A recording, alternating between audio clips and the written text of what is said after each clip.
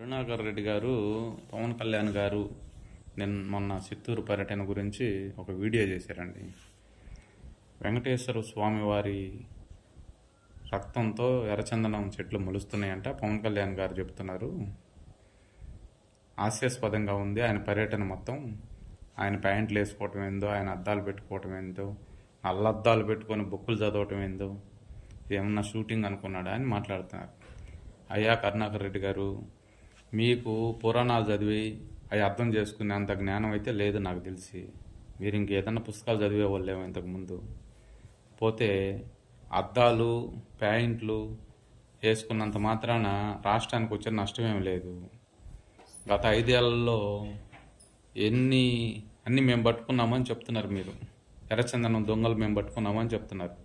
ఏ రోజు ఎక్కడ పట్టుకున్న దాఖలాలు కనిపించలా.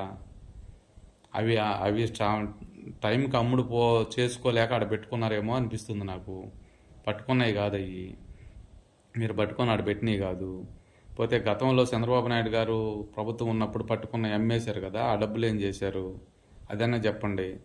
అసలు మీరు గుమ్మడికాయల దొంగ భుజాలు తవ్వుకున్నట్టుగా మీరు వీడియో చేశారంటే అది ఎర్రచందనం స్మగ్లర్ల లిస్టులో పవన్ కళ్యాణ్ గారికి మీ పేరేమన్నా పోయిందా?